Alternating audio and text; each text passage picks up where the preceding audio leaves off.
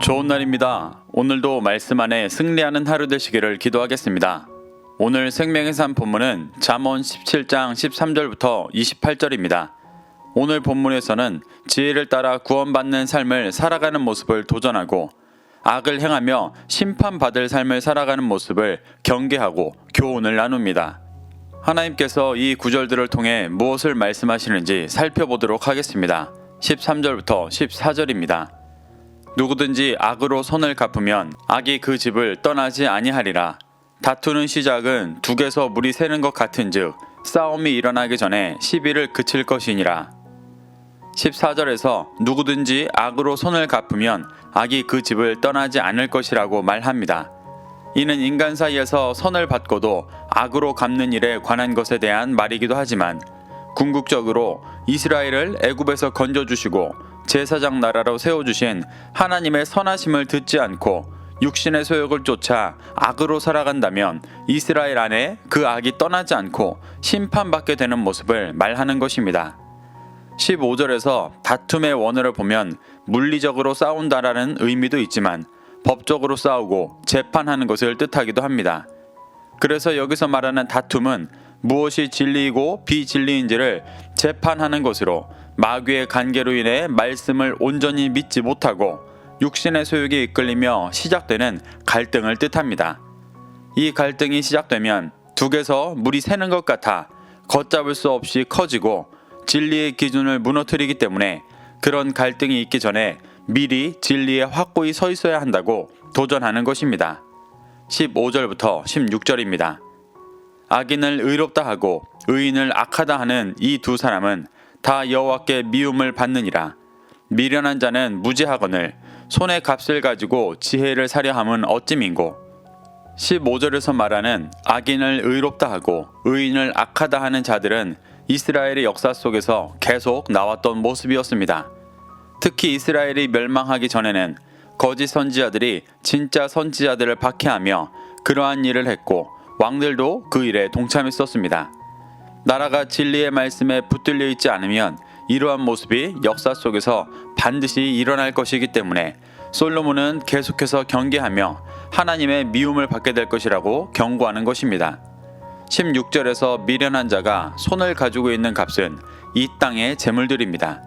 그리고 무지하다를 직역하면 마음이 없다라는 뜻입니다. 미련한 자는 진짜 지혜를 가질 마음이 없으면서도 이 땅의 재물로 지혜를 사려 한다는 말입니다. 이는 진짜 지혜를 얻어 구원받고자 하는 마음이 아니라 자신의 육신의 소욕을 쫓아 재물을 모으면서도 그것으로 구원받고자 하는 모습을 표현하는 것입니다. 솔로몬은 그러한 모습이 매우 모순적이고 이루어질 수 없다는 것을 말하는 것입니다. 17절부터 18절입니다. 친구는 사랑이 끊어지지 아니하고 형제는 위급한 때를 위하여 낳느니라. 지혜 없는 자는 남의 손을 잡고 그의 이웃 앞에서 보증이 되느니라. 17절에서는 친구와 형제의 유익에 대해 말합니다.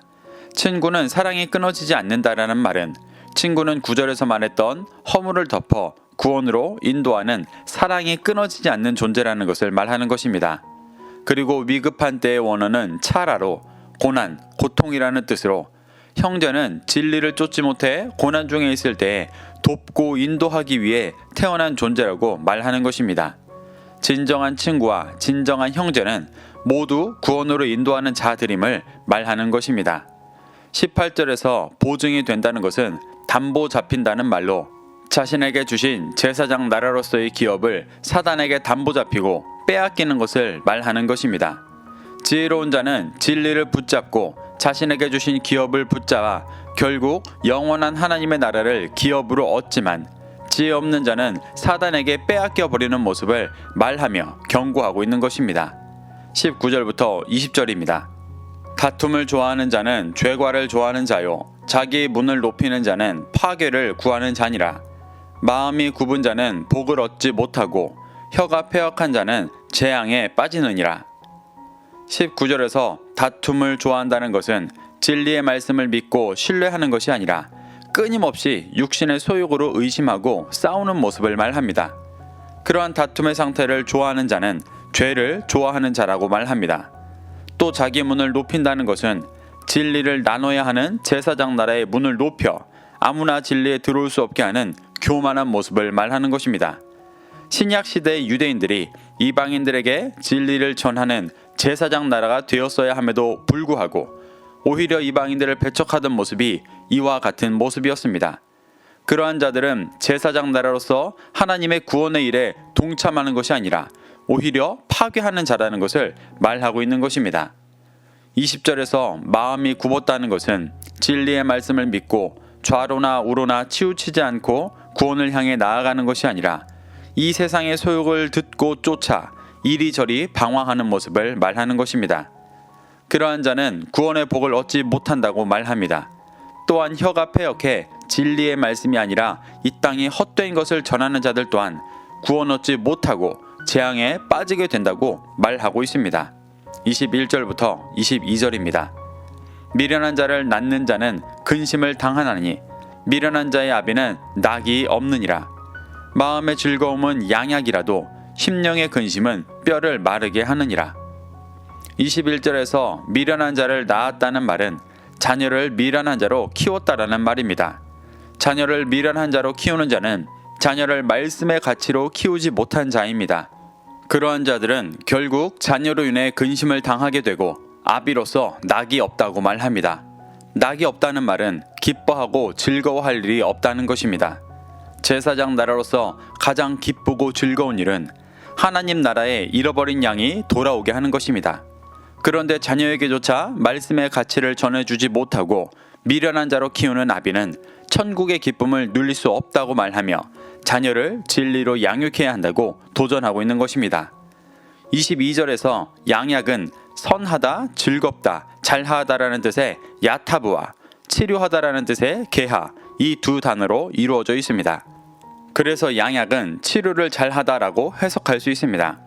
이는 죄 가운데 있는 마음이 치료되고 회복되는 것을 말하는 것입니다. 마음에 진리의 말씀이 있어 근본적인 구원의 즐거움을 누리는 자들은 진정으로 치료되고 회복된다는 것을 표현하는 것입니다. 하지만 이와 반대로 심령의 근심은 뼈를 마르게 한다고 말합니다. 여기서 근심의 원어 나케는 상처받은, 괴로워하는 이라는 뜻입니다. 죄 가운데 있어 그 영이 괴로워하고 있는 자는 그 뼈가 마르는 것 같은 고통 속에 있게 된다고 말하는 것입니다. 23절부터 24절입니다. 악인은 사람의 품에서 뇌물을 받고 재판을 굽게 하느니라. 지혜는 명철한 자 앞에 있거늘 미련한 자는 눈을 땅 끝에 두느니라. 23절에서 악인은 사람의 품에서 뇌물을 받고 재판을 굽게 한다고 말합니다. 여기서 말하는 뇌물은 일반적으로 자신의 유익을 위해 부당한 청탁을 하는 것을 말하는 것이기도 하지만 8절에서의 맥락대로 자신을 속전하는 값을 말하기도 합니다. 그 값을 사람의 품에서 받았다는 것은 제사장 나라로서 그 영혼을 구원으로 인도하기보다 자신의 유익을 위해 죄인을 속전할 값을 가로채는 것을 말합니다. 이것이 종교 지도자들이 타락할 때 하는 모습입니다. 그런 자들은 말씀의 기준으로 재판하며 온전한 구원의 길을 가르치기보다 자신의 유익을 위해 거짓 진리를 가르치고 재판하며 죄에서 속량될 기회를 가로챕니다. 솔로몬은 그러한 모습을 경고하고 있는 것입니다. 24절에서 지혜는 명철한 자 앞에 있다는 말을 직역하면 지혜는 명철한 자의 면전에 있다는 뜻으로 명철한 자에게는 구원으로 인도하는 지혜가 매우 가깝게 있다고 말하는 것입니다. 이와 반대로 미련한 자가 눈을 땅 끝에 둔다는 것은 구원에 대해 막연하고 마냥 먼 일처럼 여기며 이 땅의 가치로 살아가는 모습을 말하는 것입니다. 25절부터 26절입니다. 미련한 아들은 그 아비의 근심이 되고 그 어미의 고통이 되느니라. 의인을 벌하는 것과 귀인을 정직하다고 때리는 것은 선하지 못하니라. 25절에서 미련한 아들은 그 아비의 근심이 되고 그 어미의 고통이 된다고 말합니다. 여기서 아비와 어미에게 근심과 고통이 된다는 것은 아버지와 어머니의 말을 듣지 않아서 괴롭게 한다는 것만이 아니라 1장 8절에서 말하는 아비의 훈계와 어머니의 법인 진리의 말씀을 듣지 않아 구원받지 못하게 되었기 때문에 근심과 고통이 된다는 것을 말하는 것입니다. 이것이 하나님 앞에 서 있는 많은 이스라엘 백성들의 모습이었기 때문에 솔로몬은 간절히 진리로 돌아오라고 외치고 있는 것입니다. 26절에서 의인은 모든 죄인을 구원하려 하시는 하나님의 의의를 쫓는 자들이고, 귀인은 정직한 자로 올바르게 말씀이 인도하는 구원의 길을 믿고 쫓는 자들을 말합니다. 이들은 모두 하나님의 뜻을 믿고 쫓는 자들인데, 이들을 벌하고 때린다는 것은 진리를 박해하면서까지 육신의 소욕을 채우려 하는 것을 말하는 것입니다. 솔로몬은 이와 같은 모습을 선하지 못하다고 말하며 경계하고 있는 것입니다. 27절부터 28절입니다. 말을 아끼는 자는 지식이 있고 성품이 냉철한 자는 명철하니라. 미련한 자라도 잠잠하면 지혜자로 여겨지고 그의 입술을 닫으면 슬기로운 자로 여겨지느니라. 27절에서 아끼다의 원어는 하사크로 억제하다, 제어하다라는 뜻입니다.